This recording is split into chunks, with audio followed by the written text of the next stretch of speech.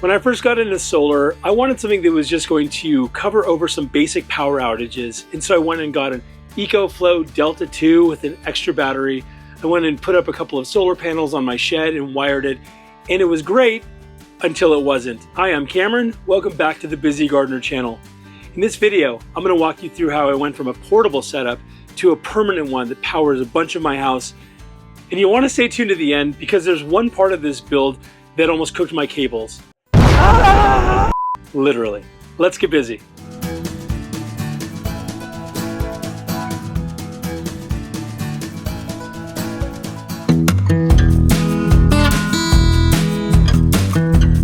When those windstorms hit Southern California in January 2025, our power was out for a few hours, which is not a huge biggie.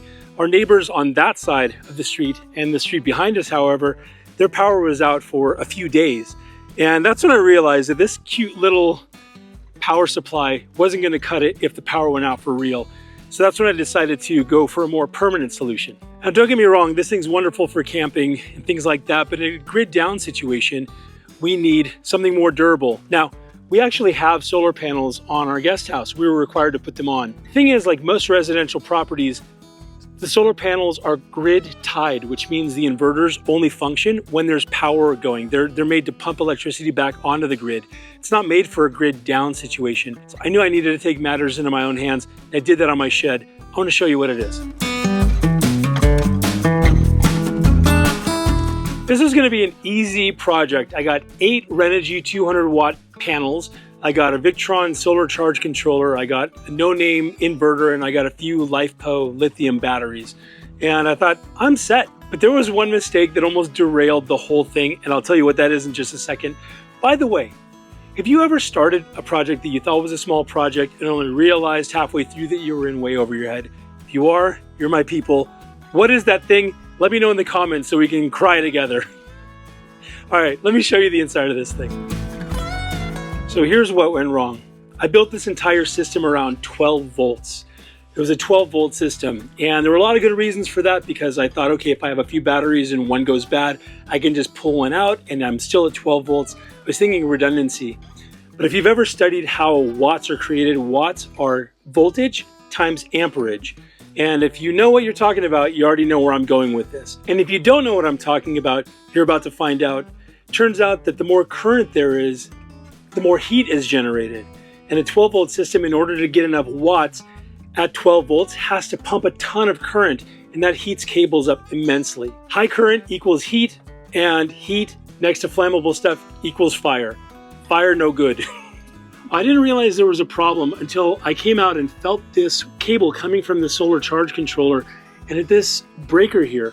And this cable was burning hot, and I measured it with a little thermal thing. It was something like 120, 130 degrees, and that was obviously concerning. Wires being a little warm is not a big deal, but these were hot to the touch, and that's not ideal. We're trying to run something efficiently and certainly not safely. So that was the moment that I realized something needed to change, and it was probably time to go 24 volts.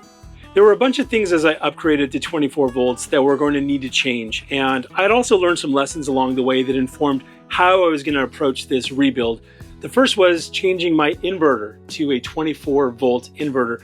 Now, I was really happy with this Victron brand, and so I spent for the Victron 24 volt 3000 watt inverter. I love it. The batteries were previously in parallel, so it was 12 volts in parallel. But to get 24 volts, I ended up adding another battery. So I had 4 batteries, and then I would connect the 2 of them in series. So it turns into 24 volts, and then the second one is 24 volts. So it's kind of like a battery bank of 2 24 volt batteries. I also got a smart shunt to be able to easily measure how much current was going in and out of the batteries. And finally, and this was really kind of a creature comfort thing, was getting this Servo GX. And that made it so that I didn't have to keep coming back with my phone every 3 minutes to dial it in with Bluetooth. I could just connect via Wi-Fi and monitor it from anywhere. Real win. It was amazing. Making that switch to 24 volts meant that I could cut the amount of amps in half and still get the same amount of wattage. So I was able to bump the amps even more. And so we're charging our system even faster. But I ran into a problem. Days like today where it's cloudy and the sun's just not shining doesn't provide enough current or enough charging power to fully charge the batteries as I need them to. And so the solution to that was getting 4 more panels and putting those on the eastern facing side, so that way I could take advantage of that early morning sun and not just the midday sun like I currently had, so the batteries start charging earlier in the day.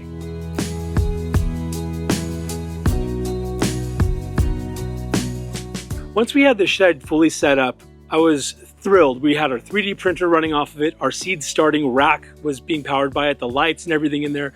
But the part I really was looking forward to was getting the power from our solar shed into the house. And so we dug a pit and ran conduit from the shed. We're using 2 different circuits of 12 gauge cables, so 20 amp circuits, going to 2 different circuits inside the garage. And inside the garage, we were able to power a workbench, charging our tool batteries. We also ran another one that is powering our chest freezer and our washing machine. And it makes it so that we can easily plug in on an ongoing basis from inside the garage without having to run extension cords from the shed all the way into the house. Makes it super convenient, and we're able to make use of that electricity right now, not just when there's an outage. Because this goes to our chest freezer, that alarm on there, if the power goes out, that begins alarming really loud.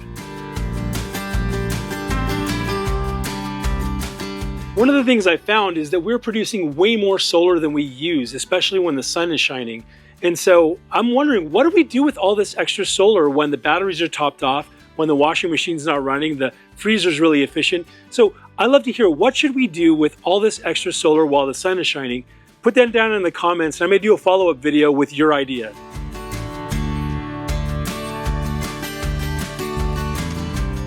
One of the things I didn't get into much in this video are all of the different safety features that we built into this system. Things like fuses and breakers and the thickness of the cables to keep everything from getting too hot. If you're concerned about safety like I am, be sure that you're subscribed, because I may make a future video that goes over some of those things.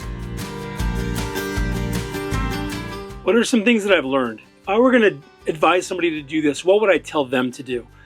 I would absolutely start with a 48 volt system.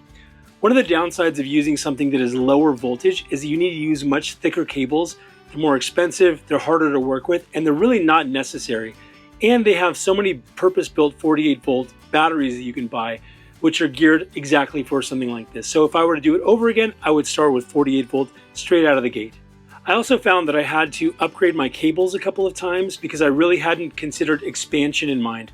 There's a saying, buy once, cry once. And so if I were to do it over again, I would have bought thicker cables than were necessary for the purpose of being able to expand my system without having to rewire everything. Another thing I would have done is relied less on something like ChatGPT and done some additional research just on my own.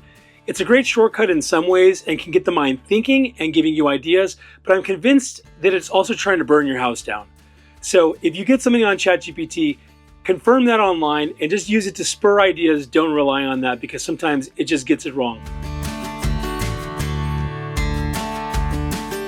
Having to make changes is not failure. I think life and building resilience is about improving things one bit at a time. And so I hope you got something out of this. Put your questions down below. I'd love to hear it. And whether you've got one solar project that you're working on, 500, till next time, stay busy.